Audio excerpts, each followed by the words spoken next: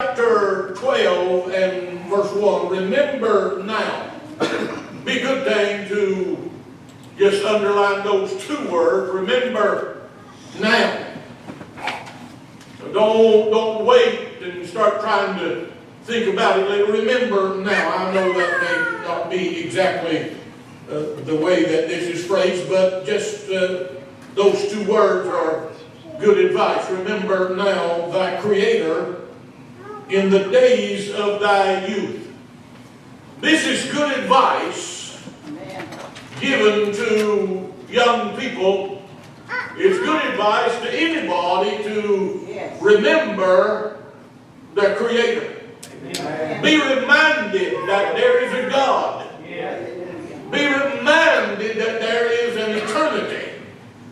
Be reminded that God, the Creator God, is separate and apart from His creation. Man may build a house and it may bear the marks of his craftsmanship, but the house is not the man.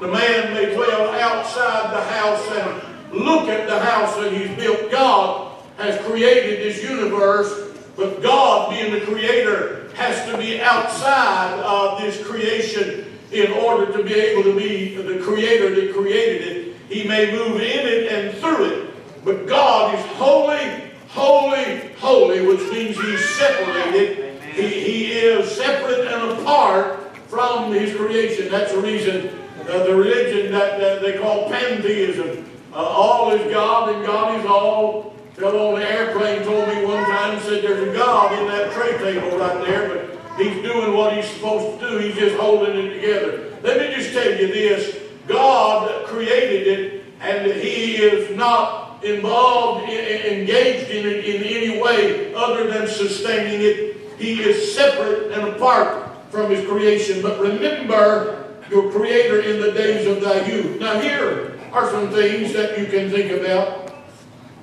He said, while the evil days come not, nor the years draw nigh, when thou shalt say, I have no pleasure in them.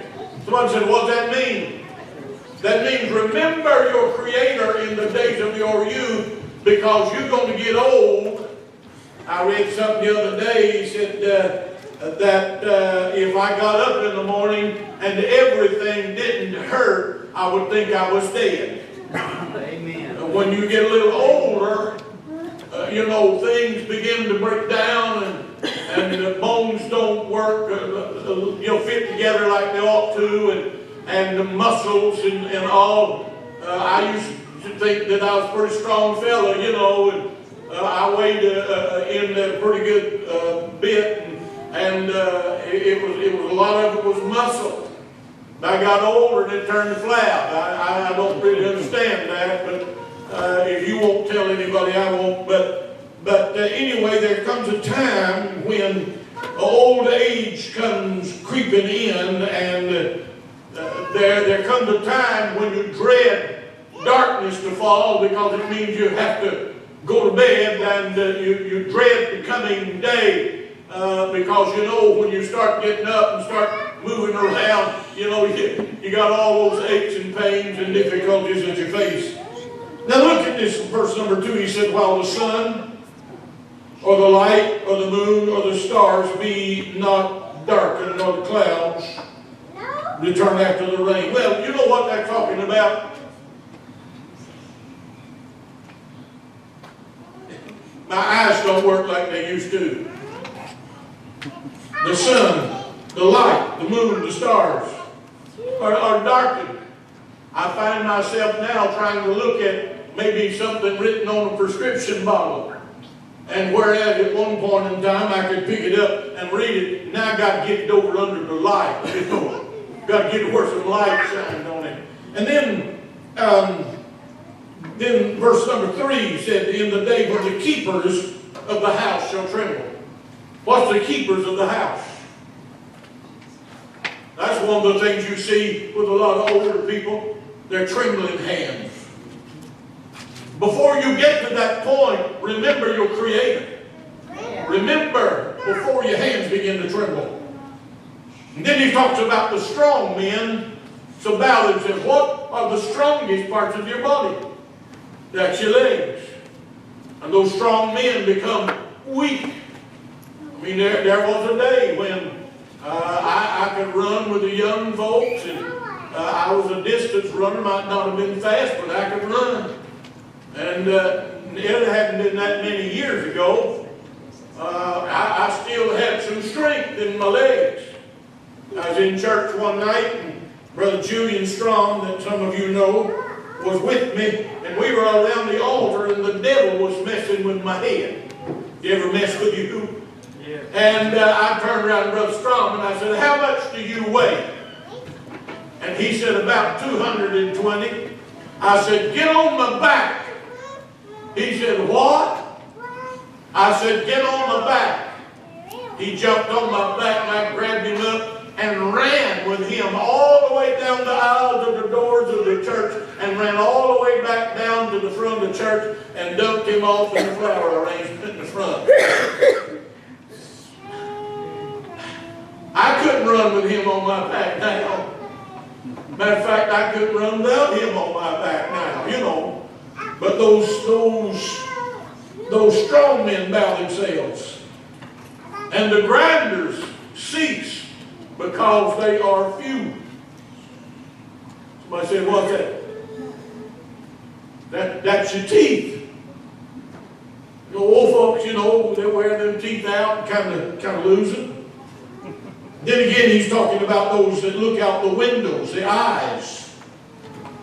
And those that look out the windows be darkened, and the doors shall be shut in the streets, and the sound of the grinding is low. And he shall rise up at the voice of the bird, and all the daughters of music shall be brought low. Can't hear it so good. And when they shall be afraid of that which is high. Now, wait a minute, that's me. They'll be afraid of that which is high. I used to would climb a tree. I used to would get on the roof of a house, but it's high. I ain't getting up there now. And fear shall be in the way. The almond tree shall flourish, and the grasshopper shall be a burden, and desire shall fail. Because man goeth to his long home. Somebody said, what is that? That's the place you're going to be once you leave this planet and this plane until the resurrection. That's the place this body's going to be. Talking about the body, the grave, the long home. And the mourners go about the streets. Or ever the silver cord be loosened, or the golden bowl be broken, or the pitcher be broken at the fountain, or the wheel broken at the cistern. Then shall the dust return to the earth as it was, and the spirit shall return unto God who gave it. Now this is advice. As I said, I looked in Proverbs. I just flipped through there a while ago. My son, hear the words of somebody that's older.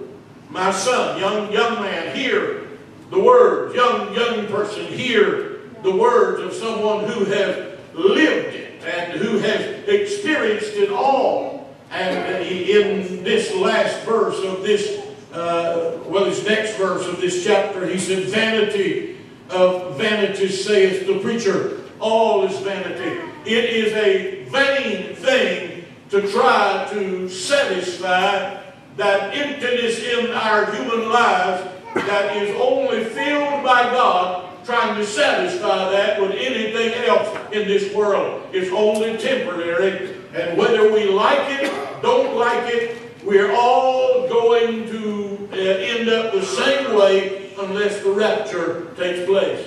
And I'm just surely hoping the rapture will take place. And we're in the best position that we've ever been in for that to take place, according to Bible prophecy. I'll just drop that in. But the thing here is that in early days, in days before hearts are hardened, in days before habits and patterns are set, in days before minds have been fixed in certain ways and thought patterns have been set in certain ways. In those days, it would behoove us to be mindful of the fact that we are in a temporary situation at best in this present world, and that we are going to follow all the rest of those who have departed and gone from us. Now, I want to give this one little piece of advice to older people, younger people, everybody. It's time that we stop looking at something that is just right in front of our face and look further than the end of our nose and look out into the future and make decisions now that are going to affect our future. I guess the best illustration that I have tonight is during the time when I was going to the police academy. One of the major proponents of that training was to be able to handle a car in difficult situations. I could tell you some of the things that they put you through, and I looked at some of the things that we were going to have to go through and some of the tests that we were going to have to pass. And before I got in it and was trained, I looked at it and I said, ain't no way. But I found out there was a way, because I had to pass it in order to become certified. You didn't pass that. You just didn't get certified. And that's the end of it. So anyway, one of the things that they taught us was when you drive, don't just look at the hood ornament or the front end of your car, but when you drive, pick out something that is 12 to 15 seconds down the road and pace yourself and look out down the road and begin to count down and keep a forward view. Don't just look at the front end of the vehicle. Look down the road and anticipate what's happening, anticipate what's going to go on, anticipate what somebody else is going to do, and avoid getting into a wreck that way. Look down the road. I want to say this to you tonight. A lot of us have no vision. A lot of us look no further down the road than just the front end of the automobile. We're in today and we look into tomorrow, and we're figuring out what we're going to have for breakfast. We're figuring out what we've got to do tomorrow, figuring out our responsibilities for maybe a day or maybe a couple of days. But I want you to understand tonight that we need to look a little further down the road. And we need to look beyond this life, because there is a part of us that is eternal. And there is a part of us that's going to live on somewhere. And the preparation that we must make for that eternity is now and here in this moment, because we may never have another chance. And we need to understand that we are all mortal and we're all going to pass away if Jesus doesn't come. I've spent over the years a number of different places where we lived, working for funeral homes. I don't know exactly how I found the courage to do what I did, but in one place I would get a call 2, 3, 4 o'clock in the morning, and they would call me and tell me, go to the funeral home to get the car and go to such and such a hospital or such and such a place and pick up a body. And at that hour I would go and I would pick up a body. I worked for one funeral home where I was working for the funeral home, had a graveside service. I preached the graveside service, dismissed the crowd, and then helped close the grave. And in those years of working for funeral homes, I saw people of great age that had passed away. I saw people that had lived for many years. I got them out of the bed where they died and carried them to the funeral home. But I want you to understand something here tonight. I have conducted funerals for folks that were very young. I've conducted funerals. I remember one the young man was 19 years old, working on a farm, and was driving, pulling a trailer, and driving along, fiddling with the radio, and made one move and lost control, and the accident that he had threw him out of the vehicle, and he went up there and landed on his head and died in the highway.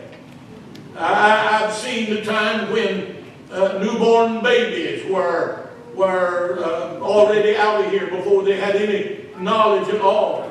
I'm telling you, if there is anything about any of us, old or young or middle-aged or whatever, it behooves us to look down the road just a little way. Look down the road and see the future, see the possibilities, and make arrangements today for the possibilities of tomorrow. Amen. Because somewhere,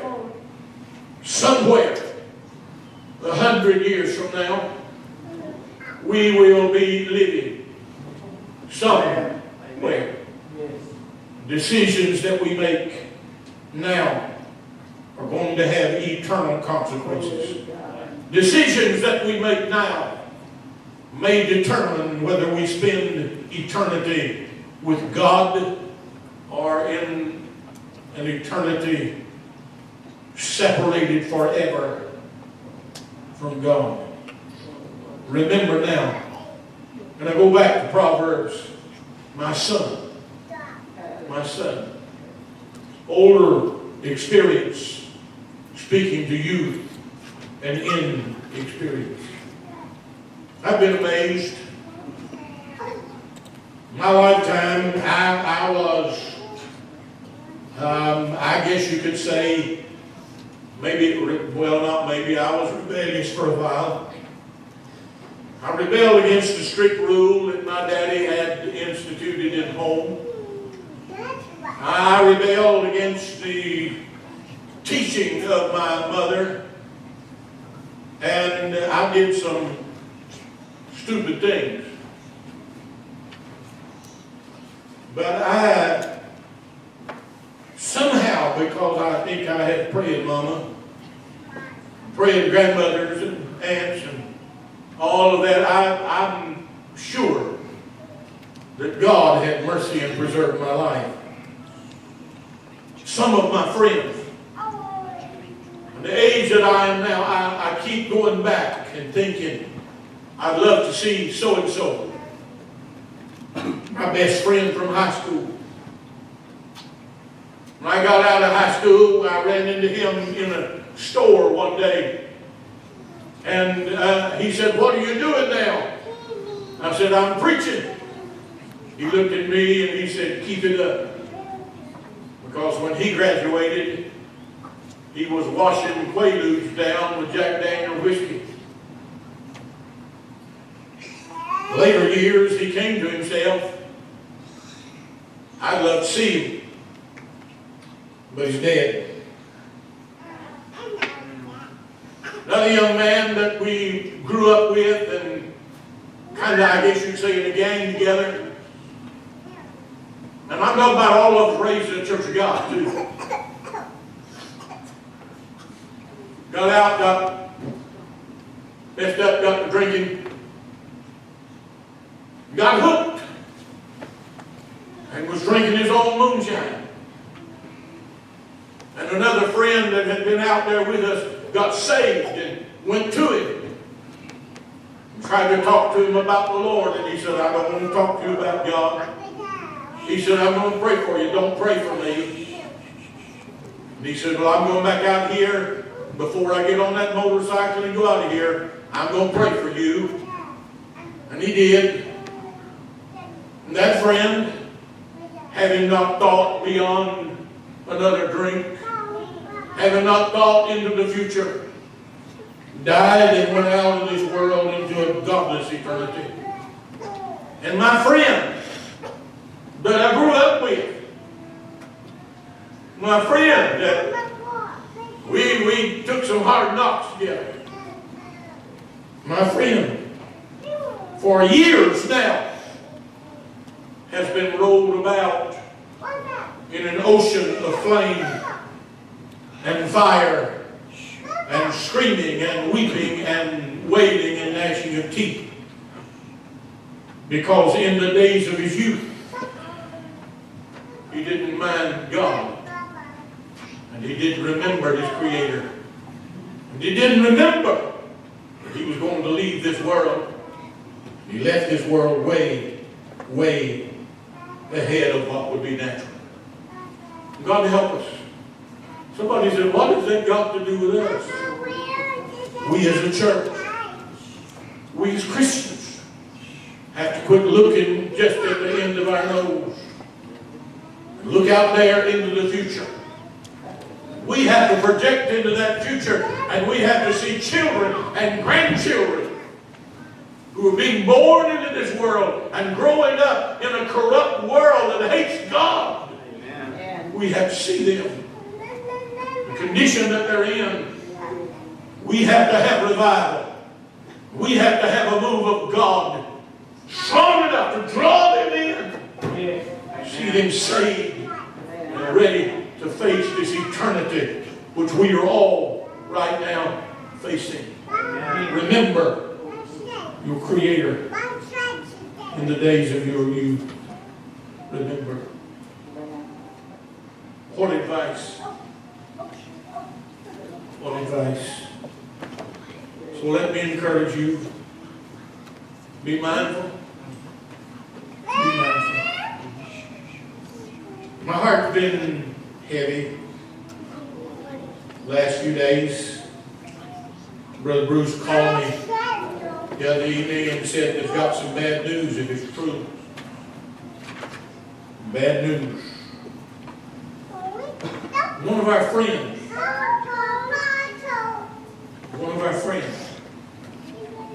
way too young, she's gone. Gone. Well, I'm going to miss Sidney Holden because he was everybody's friend. Amen. He had a reputation before I knew him. I've only known him for not quite 6 years. But the reputation that I know is of a man that wanted to tell you about Jesus. Amen. Not glorify the days before Jesus, but tell you about Jesus and tell you what God had done in his life. Amen. And every piece of sheetrock in that building over there, he hung it. And all of that sheetrock in the ceiling over there in the parsonage. Sidney. I remember the first day I ever saw him. When he pulled up out in front with his pickup truck. I didn't know him. He said, I'd like to get on this job, the sheetrock. So he got the job, but not only did he get the job, but I got a good friend. Amen. I did. You know, I'm glad that he remembered. I'm glad. We didn't know he was only going to be around with us for a short time. But I'm glad for the testimony and the witness that he left behind. I'll see him again. Amen. I'll see him again. What are you thinking about? What's on your mind? Are you thinking of eternity? You're thinking of what you are doing now and the decisions that you're making now having any effect. I want my life to be a light. I want to know when I leave here that the woman that I've known tomorrow will be 50 years since I met her. If I go first, I want to know she's coming. If she goes first, I want to know where she's at. Amen. I want to be like the old preacher Vance Hacker whose wife died on Saturday and he preached on Sunday. And somebody came to him and said, Pastor, we're sorry you lost your wife. He said, I haven't lost her, know exactly where she's at. Amen. I want to have that kind of feeling. Yeah. When I leave out of here, I want to know that this granddaughter up here He's going to someday come where I'm at, and we're going to be together for eternity. And the other grandchildren. And I want to know that my cousins and my nieces and nephews are going to be there. What am I doing today? What am I doing today that's going to affect them, benefit them, and cause them to make right decisions? My son, my daughter, my son-in-law, my grandson, my granddaughters, my brothers, my sisters, my family, my in-laws. Remember, and my people who are here tonight, remember, make arrangements. Don't just look. You run into something if you just drive looking at the hood ornament on your car. Look down the road. Look down the road. Make decisions before it's too late. Make decisions. Stand with me if you will. I hadn't intended to preach this long, but it's on my heart. It's important to me that we look ahead, that we look into the future, and that we remember now, make things right with God here now. I'm going to ask you, if you will, to join me around this altar and stand with me.